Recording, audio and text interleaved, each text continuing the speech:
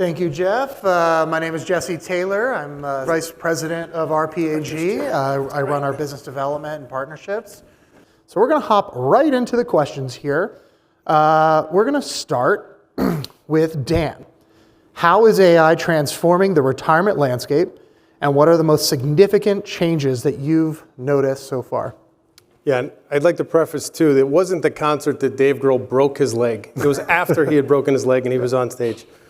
So I guess, and Jesse mentioned this in the beginning, AI has been around for a long time. Anybody that has an iPhone, I'm not going to say the S word or everybody that's going to hear everything I say, but that's AI driven. Uber, AI, Google Translate, that's all AI. What has come to light in about 2017 when it was launched is the generative AI, which is about human thinking type of AI. And it has absolutely exploded. And if you look at the way it's going, ChatGPT took 2 months to get 100 million users. Google Translate took 78 months. So that gives you an example of how quickly and how fast this is adopting. When we look at the way it's transforming into our industry, there's things like chatbots, right? You go buy a car, do whatever you want, you go online, and there's going to be a chatbot that pops up, right? That's AI. So we're seeing the use of that, the ability for record keepers to look at data and have the AI function scrape the data, create participant statements, quarterly statements.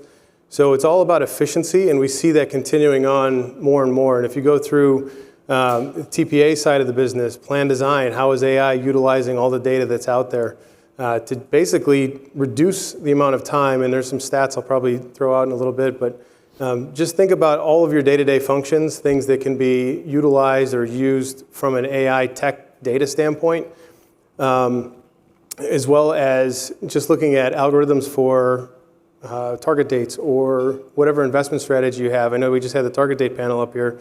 There's a lot of AI things that go into the marketing pieces that are derived. Some of the way that you scrape data for companies to be able to pull in filings and look at that. So that's where we see it going, and we're in the very early build stages, and it's just going to continue to grow.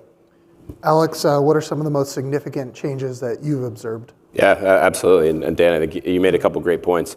And maybe just to take a step back, when we first saw this topic, the robots are coming and AI, we thought to ourselves, what can I offer that is going to provide value to a room full of people that everyone is very new to this, right? Or feels new. It is everywhere. But so what we did is we went out along with my team to other stakeholders, people at other firms whose opinions we trust, at record keepers, at broker dealers, at TPAs. So this isn't necessarily Lord Abbett's opinion or my opinion, but really an aggregation of the industry's opinion as a whole. And then to your point, Dan, about ChatGPT and the different chatbots, we've seen the same thing. We've seen different record keepers starting to tinker with the idea of those chatbots for individual plans, where a participant can log into their account, they could type in plan level questions that they could get specific answers back to them, or if it gets too complex, be directed straight to HR or have those different ways kind of popped up for them. And then to your point about it already being around us at all times, we saw a study that 66% of records keepers responded that they're already using AI in some fashion, and an additional 33% have projects in the works to really increase that. So it is early, but we are seeing a lot of changes coming. Interesting. Okay, so we've seen a lot of changes. It's already being utilized. There's a lot that can become. Let's focus now on what tools your firm are leveraging, your firms are leveraging, and how are they improving outcomes and whatever outcomes you want that to thing, right? General outcomes. So Alex, let's start with you. Can you discuss what tools that Franklin Templeton are using, or Lord Abbett are using? Sure, absolutely. Yeah, so it's definitely been something that every single asset manager has been thinking about as well. About a year and a half ago now, we formed our AI task force, which has been something that's created a lot of buzz around the firm. It feels very secretive, but the people who are on the task force don't do a great job of hiding the cool things that they've been learning, and just want to stay up to date in the industry. Things change so fast, and you want to remain relevant. So just knowing what types of technologies are out there. From an actual investing and managing money perspective, I think it's just going to help with efficiency, right? We might have, on our equity platform, we might have analysts covering hundreds of different companies. It's hard for them to keep track of all of those different quarterly calls, their earnings reports, those calls. So utilizing generative AI, utilizing ChatGPT to be able to summarize different things, pick out relevant info, and then go in and make decisions based off that. And then maybe the last thing I'll mention as well is just, it's another data point when you're looking into investing things. We want to know what companies are directing budget to R&D and developing more technologies into AI. I saw one stat that 36% of companies mentioned artificial intelligence on their Q4 earnings call. That's up from 10%, that's in the S&P 500, 10% of companies back in 2020, and 2% in 2016. Right, so you're seeing companies take notice, and you're seeing those dollars start to be invested. Yeah, if you take away one thing from this panel, let it be task force. Just tell your clients, we've started a task force, we're looking into it. They'll be impressed. All right, so Dan, let's go to you. What role is AI playing in identifying participants? I know that you guys are leveraging some AI-powered wellness tools. You want to share with the audience a little bit about that? Yeah, so I would say that the better part of 2 years ago, Franklin Templeton partnered up with a company called TIFIN, T-I-F-I-N, which stands for Technology and Finance. And over those 2 years, there's been a build for an AI-driven financial wellness solution, which we just officially launched in January of this year. So with that, all of the things we've just been discussing about how do we engage with the participant to take into account different parts of their life, or what payroll feed can give us data to help drive better outcomes, right? So you can take every part of their financial life and import it in and then have algorithms that can help drive decisions. But the other side of it is, can you ask questions? Can you help take some of that burden off of the HR person where, do I have an emergency savings account option within the benefits we have? What disability options do we have from an insurance coverage standpoint? I would like to speak to my financial advisor, right? So the AI portion of this, you can type it in, you can have the chat function, it can help get to a certain point, but then the whole point of this is to help drive solutions back to the advisor. So when we created this, it was really sits at the advisor level for you to utilize with your current book, and is delving into AI. And the best part about it is it's modular, right? So there could be different things you're utilizing that has different APIs that can get plugged in, whether it's e-money and financial wellness, taking financial wellness and making it actionable, right? We've talked about financial wellness for the last, call it 10 years. And this is really giving some actionable ways to take that and then drive it into an actual solution that might fit with the participant.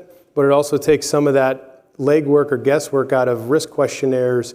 Where do they live? Where do they want to retire, right? So a lot of these things can be already figured out through the chat box function or from some of the feeds from payroll. So it's really taking AI and then driving it into a financial wellness solution that's actionable for you, the advisor. Yeah, I find that aspect and when I've met with the Franklin folks and taken a look at that program, I found the AI very interesting. I think it's our belief at RPAG is that real financial wellness is about connecting the participant with the financial professional, you all here in the room and your teams. And the AI can really, I think, help nudge people in that direction, whether it's through taking that information and talking about the right solutions that they might need, maybe the savings gap that they might have. There's a lot of application, and I think that the AI obviously is great with customer support, but I think those conversations can really nudge people efficiently and effectively in its instantaneous. I do still think that it's all about reaching when it comes to people's finances, about reaching the individual, whether it's calling or discussing with an actual human, but I think the AI can help push an individual in the right direction within a portal like TIFIN. So very interesting application. Alex, what challenges should the advisors here in the room be aware of when integrating AI into their practice? Yeah, absolutely. And Jesse, I think you just kind of hit on one of them at the tail end of that there, and that's the human needs to remain a piece of the financial picture no matter what. Yes, we might have AI or might have technology assisting, and being able to create efficiencies and making things better. But at the end of the day, human intervention will always be important. So first and foremost, everyone's keeping their jobs. I guess that's the good thing. But I think that might be one of the big challenges and risks is to not over rely on technology, right? And then from there, I think cybersecurity is huge, right? We see it now without these massive programs in place. And data, right? There's too much sensitive data in the works here, and that could be at risk. I think that you need to continue to see investments that can really protect the end client there. Mm-hmm. Dan? Yeah, a lot of the things you just mentioned around cybersecurity, right? How much, where do you draw the line, right? There always has to be human interaction with that. And again, even the tool that we created with Tiffin was designed to do that, right? There's only so much that can do, and we have to make sure we can control how the data is being used, and then have the human intervention to actually take those results and then have it into more actionable ideas. So I'd say that's one of the biggest challenges. Also, call it a little bit slower adopting, right? This is something new, so people are a little bit apprehensive. It's come off as to be a little scary. But as I mentioned, AI has been around a long time. This is just the next version of it. So just seeing how it's developed, because it's developing extremely fast, and how do we take that and harness it, but then again, with the whole human interaction, making sure those two meld together. Yeah, it's a great point. In Philadelphia, I was speaking with one of our third-party vendors, and I was asking them what they're using with AI and what challenges that they're seeing. And they are kind of going the approach that they don't even want to touch it. They think that it's too risky. It puts too much data at risk, and they're not even approaching it. However, when we're getting RFPs and questionnaires and we have to do annual due diligence with a lot of financial institutions, they're all starting to ask us about AI. And it's not in a negative way, they just want to know the protocols that we have around it and how it's being protected. So similar to how, there's foreign language, I don't even know what it stands for, SOC 2 reports and all these other cybersecurity questionnaires that we normally do, AI is now a part of that. And it's going to be more and more. It's going to be part of it when you get RFPs and plan sponsors are doing due diligence in all of you. There's going to be AI questions that are going to be standard. It might start to trickle in over the next year or two, but my guess is in 3 to 5 years it's going to be pretty ubiquitous, and you're going to have a good understanding of how you manage AI, how your partners like RPAG and Lord Abbett and Franklin Templeton and all the other vendors here, how we leverage AI. So something that definitely is going to be part of our everyday practice for maintaining and selling new business. All right, last question. Looking ahead, what emerging AI technologies do you believe will have the most impact on our industry over the next 5 to 10 years? And we will start with Dan. I think one of the stats that actually I found using the Copilot option on Microsoft to go through this, 70% of financial companies are expected to be utilizing AI at some form or fashion by the end of 2024. I mean, that's a massive number with something that started not that long ago. So the trends that we're seeing, the financial wellness tools, obviously we've launched into that. Some of the ways that TPAs or plan design can be looked at and pulling data and trying to figure out what's a more efficient way and how can we do that from a scalable way. And then also, how do record keepers utilize the data that they have to bring costs down? Right, there was a stat out there that there's $20 trillion that have been saved from utilizing AI for functions that could be pushed off to the program versus having humans that can have an error rate. So we just see the utilization in, again, financial wellness, algorithms for creating personalized accounts, right? I would probably put a bow around this whole thing and call it personalization. Everything we do in our life has personalization behind it, and Spotify, Netflix, everything you go to has some sort of personalization suggesting things based off of algorithm. That's all AI. And we see that coming into into retirement plans the same way, where it could be suggesting maybe you need an emergency savings account, maybe nudging you towards working better with your financial advisor because you're getting closer to where a financial plan might make sense for you. So we see all of those things being melded together inside the retirement plan space, and it's all data-driven, and it's happening at a very, very fast pace. Thank you, Dan. Alex. For sure, and Dan, I completely agree with that. One thing that our firm really believes is that maybe the most profound impact, it might not necessarily be on the retirement plan industry, but really as a stock market as a whole, and at the end of the day, participants and overall plans. But I mean, we've seen already. Look at the winners that the last year and a half, 2 years has come from within AI and within this technology. Look at NVIDIA. Look at how much they've grown. We think that really tells a story of why you want to have exposure to these more innovative, higher growth types of companies, but more importantly, probably why you want to have active management to really be there to manage those assets, right? There's going to be a lot of winners, there's going to be a lot of losers, and we think that that's going to be something that needs to be a part of every single retirement plan participant's lineup. So the last thing I'll leave you with too is Andy Jassy, Amazon CEO.